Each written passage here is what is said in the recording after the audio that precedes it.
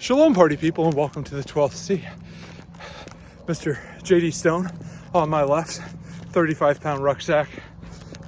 Myself with body armor and rucksack totaling, I think we decided it was 83 pounds. So, Mr. JD Stone. Yes. What books are you reading? Right now I'm reading a book called Figuring by Marie Popova. It's mostly about intellectuals and artistic figures in the mid to late 18th century American circle. Mostly women, and she wants most of them to be lesbians. Whether they are or not. Whether they are or not. She's like, there's evidence that they might be. So, there's that. So, not even arguments from silence. No, there's a lot of arguments from silence. Well, no, she's digging up things Yeah. and inferring things that aren't there. Well, I mean, maybe they are, maybe they're not. I mean, it's correspondence, and these women do seem to be pretty enthusiastic about their love for each other, but I'm worried about the conflation of love and physical intimacy. Right. We seem to. The whole ethos, or eros, agape, and what is the other? It's not philanthropy, but it starts with the philos. Yeah. So, brotherly love is a thing, yo, and for some reason, a lot of people don't understand that. And sisterly love, and well, I'm just enforcing the patriarchy here with this one. Yes, you are. That calling mankind includes womankind, but womankind does not include mankind. So who's the real sexist with that one? Yeah, you're not wrong. So, walk me through why you're reading this book. Oh, I'm reading it because I'm in a kind of a weird book club with my sister. What we do is we'll read a paperback and write just whatever comes to mind in the margins. I think I write a lot more than she does. And then we send it off, and then we get to read the book with the annotations. Gotcha. And then we can comment on each other's annotations. annotations. Then we can comment, and we don't send it back before, then we have a text conversation or something. But so, is your sister as anti-feminist as you are? Oh no, she's much more sympathetic to feminism. She's lived in Delaware for the last maybe about 10 years, maybe more, and she's very much drunk that Kool-Aid of East Coast liberalism. Yeah, unironically talking about how great Biden is. So I'm just okay.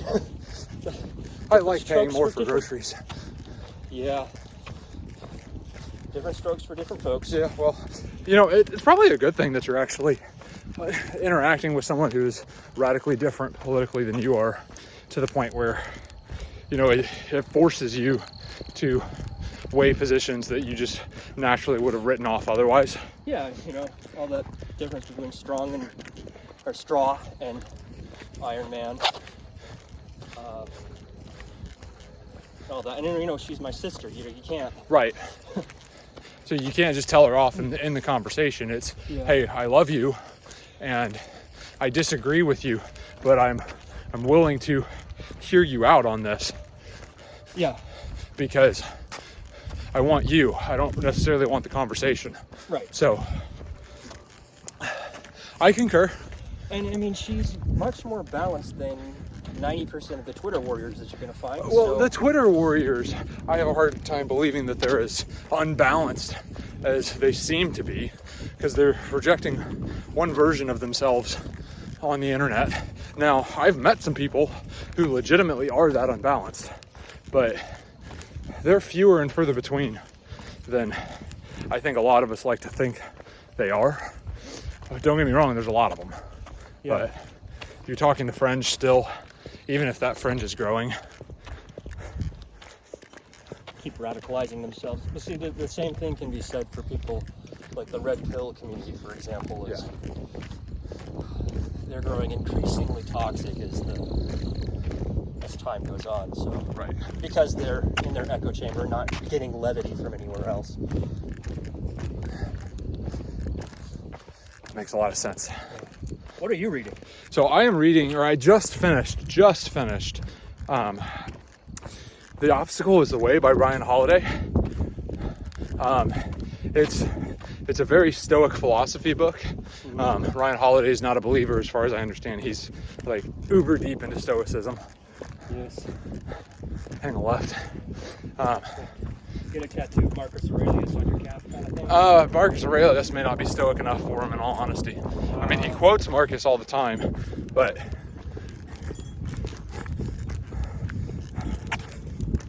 I will say there was a chapter in there, and these chapters are really short, so it speaks to my soul.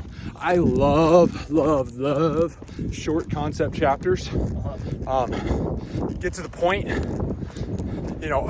hash it out a little bit, but let me hash it out more in my brain. Right. Like, let me stew on it. Yeah, give you a stopping place and a little room to breathe. Yes.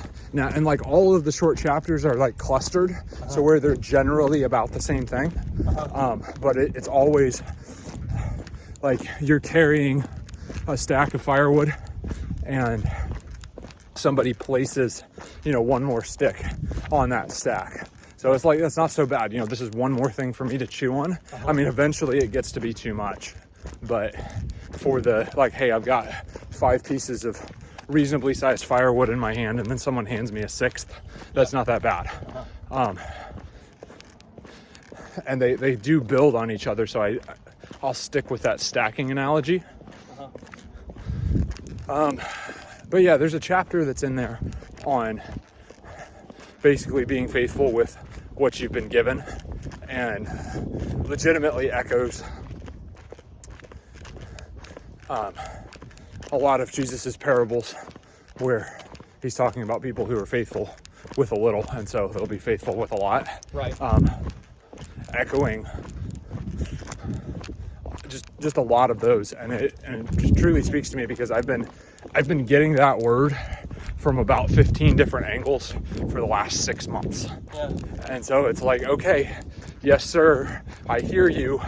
You want me to use what I have, you want me to be content with what I've been given, and you want me to milk what I've been given for everything that it's worth, get every drop out of it and use it.